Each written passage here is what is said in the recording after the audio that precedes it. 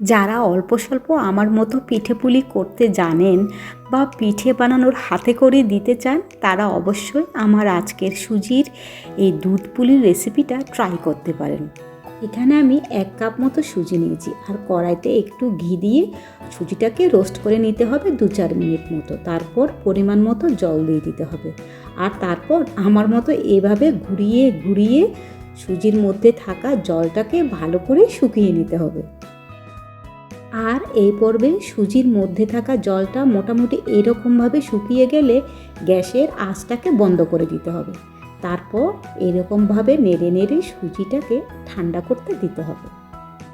সুজির এই ময়ামটা মোটামুটি একটু ঠান্ডা হয়ে গেলে, মানে যাতে আপনি ওটা হাত দিয়ে মাখতে পারেন এমন অবস্থা যাতে আসে। এরপর কড়াইতে আরেকটু ঘি দিয়ে ময়ামটাকে বেশ ভালোভাবে আমার মতো এভাবে মাখতে হবে। মোটামুটি 4-5 মিনিট তো মাখতেই হবে। ঘিটা মাখার সময় এ কারণে দেবেন, যখন পুলিটা হাতে আপনি শেপ করবেন দেখবেন হাতে তা একটুও আটকাবে না। লেচিটা করার সময় আমি এখানে একটা বাটিতে অল্প একটু ময়দা নিয়ে নিয়েছি। যদিও লেচি করার সময় আমার হাতে তো কিছুই আটকায়নি, কিন্তু আপনাদের যদি হাতে আটকায় তাহলে 2 হাতের তালুতে অল্প একটু দিয়ে নেবেন। যদিও বা পিঠে পুলি বানাতে আমি অতটা পারদর্শী নই, বার কয়েক মাত্র দুধ পুলি আমি বানিয়েছি। ব্যাঙ্গালোরে যখন ছিলাম তখন মায়ের সঙ্গে চালের গুঁড়ো দিয়ে বানিয়েছিলাম। মায়ের সঙ্গেই আমার দুধ পুলি বানানোর হাতে করি।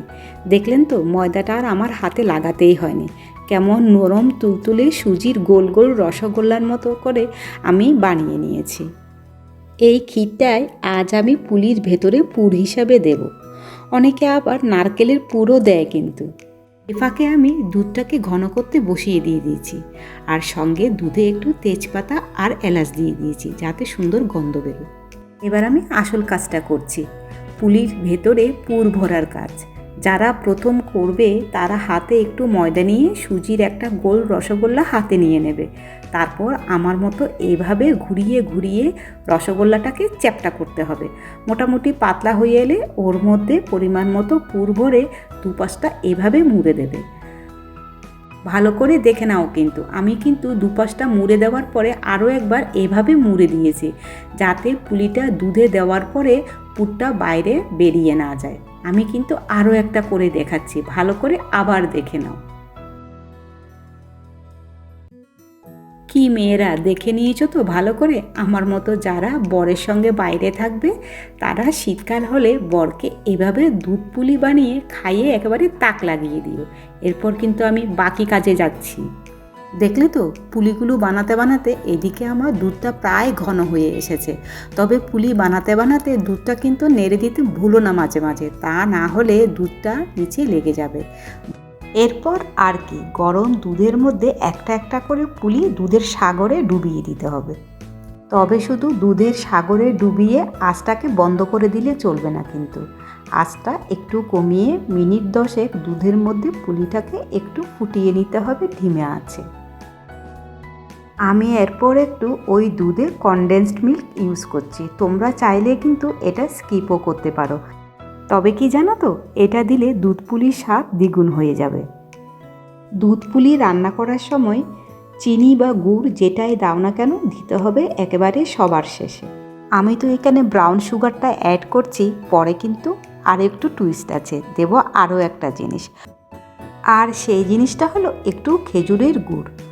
তবে তোমরা খেজুরের গুড় দেওয়ার পরে গ্যাসের আঁচটা একদম কমিয়ে দেবে বা গ্যাস অফ করে দেবে, তা না হলে দুধ কেটে যাওয়ার সম্ভাবনা থাকবে।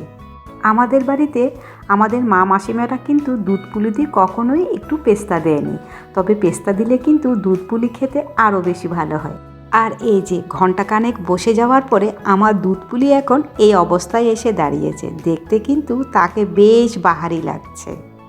ছুটির দিনে সারা দুপুর খাটাখাটনি করে যে জিনিসটা বানিয়েছি, এবার তার রিভিউ নেবার পালা।